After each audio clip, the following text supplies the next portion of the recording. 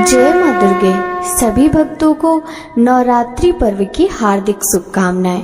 भक्तों, आज की इस वीडियो में हम जानेंगे नवरात्र में कलश स्थापना या घट स्थापना किस प्रकार करें, उसकी पूरी संपूर्ण जानकारी इस वीडियो में हम जानने वाले हैं।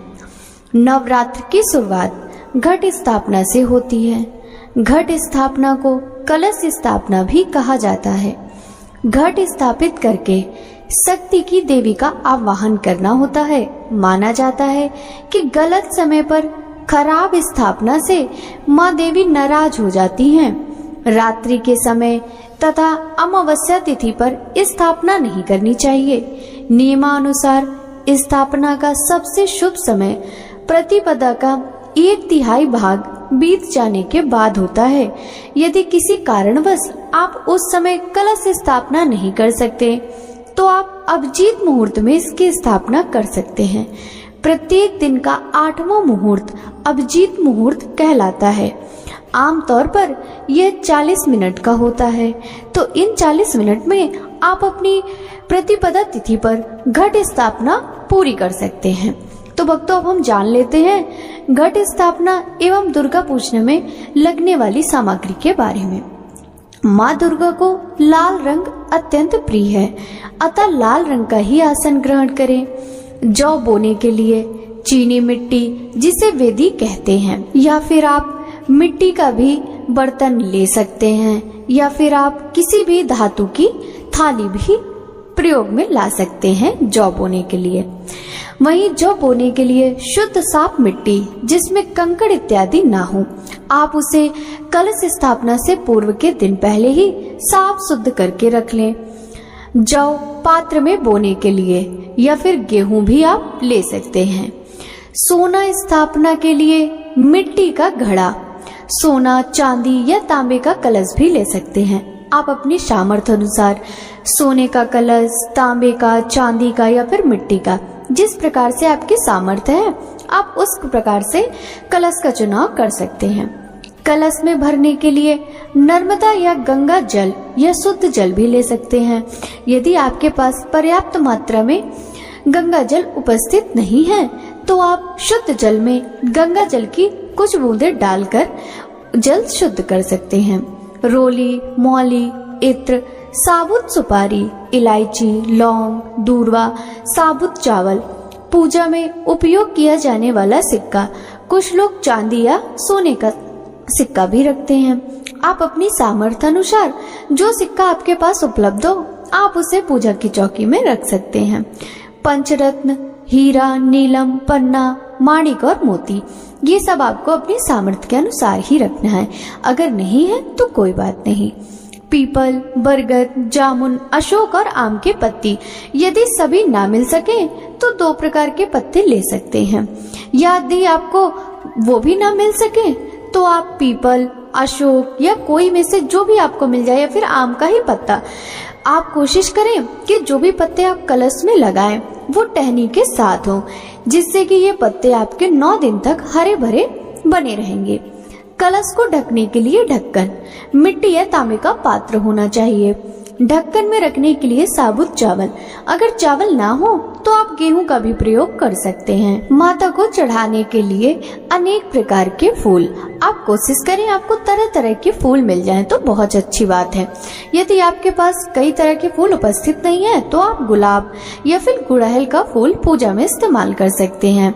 वहीं आपको फूलों की माला, नारियल, लाल चुनरी, सिंदूर और श्रृंगार दानी, इन सब चीजों की आपको आवश्यकता पड़ेगी।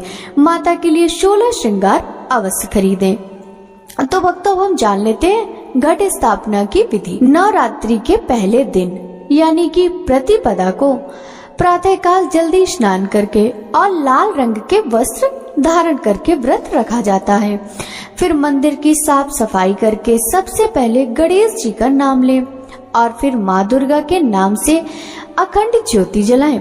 स्थापना के लिए मिट्टी के बर्तन में मिट्टी डालकर उसमें जौ के बीज बोएं और तांबे के लोटे पर कुमकुम से स्वास्तिक बनाएं। फिर लोटे के ऊपरी भाग पर मौली बांधें। इसके बाद लोटे में जल भरें और उसमें कुछ बूंदे गंगा जल की डाल दें। इसमें 1.25 रुपया, दूब, सुपारी, इत्र और अक्षत रखें। इसके बाद कलश में अशोक या आम के 5 पत्ते लगाएं।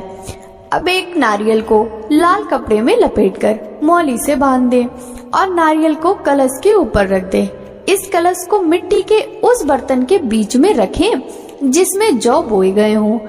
कलश स्थापना के साथ ही नवरात्रि के 9 व्रतों के साथ साथ माँ के नाम की अखंड ज्योति जलाने का संकल्प लिया जाता है। ज्योति प्रज्वलित करते समय शुभम करोति कल्याणम आरोग्यम धन संपदाम शत्रु बुद्धि विनाशाय दीपम ज्योति नमस्तुते, इस मंत्र को बोलना चाहिए। अखंड ज्योति जलाते समय ध्यान रखें कि ज्योति के दीपक को अन्न जैसे गेहूं, जौ, चावल की ढेरी पर रखना चाहिए। इसे कभी भी सीधे जमीन पर ना रखें। घी से जलाई अखंड ज्योति को दाईं ओर रखना चाहिए। वहीं तेल से जलाई गई अखंड ज्योति को बाईं ओर रखना शुभ माना जाता है। ज्योति को घर में अकेले छोड़ना शुभ नहीं माना जाता। ऐसे में कभी भी घर में अखंड ज्योति जलाकर घर को अकेला न छोड़ें और ना ही घर में ताला लगाएं। अखंड ज्योति जलाने के लिए इस्तेमाल हुए दीपक का, टूटे हुए दीपक का इस्तेमाल नहीं करना चाहिए। 9 दिन पूरे होने के उपरांत ज्योति को स्वाभाविक रूप से बुझने देना चाहिए। धार्मिक मान्यताओं के अनुसार ज्योति जलने के बाद अगर बुझ जाए तो इसे अशुभ माना जाता है। ऐसे में अगर आप मिट्टी से बने दीपक में अखंड ज्योति जला दें तो 1 दिन पूर्व दिन भर पानी में भिगोकर रख दें। इसके बाद आप इसका इस्तेमाल कर सकते हैं। आप ज्योति में समय समय पर तेल या घी डालते रहें। ऐसा करने से ज्योति देर तक जलती है। साथ ही मिट्टी के बड़े आकार के दीपक का इस्तेमाल करें ताकि इसमें डाला गया घी या तेल ज्यादा दिनों तक चले। ज्योति को हवा से बचने के लिए उसके ऊपर कांच का गोला भी रख सकते हैं। भक्तों, हम जान लेते हैं घट स्थापना में किन किन गलतियों से बचना चाहिए। घट में गंदी मिट्टी और गंदे पानी का प्रयोग ना करें। घट को एक बार स्थापित करने के बाद उसे 9 दिनों तक अपनी जगह से बिल्कुल भी ना हिलाएं। गलत दिशा में घट स्थापना न करें। जहां घट स्थापित किया जा रहा है यानी कलश स्थापित किया जा रहा है वहां पर और आसपास स्वच्छ स्थान होना चाहिए। शौचालय या बाथरूम के आसपास घट स्थापना नहीं होनी चाहिए। कलश को अपवित्र हाथों से नहीं छूना चाहिए। कलश स्थापित करने के बाद घर को सूना नहीं छोड़ना चाहिए। कलश के जवारों को विधिवत रूप से नदी आदि में प्रवाहित करते हैं। कलश की नियमित रूप से पूजा अर्चना करते हैं।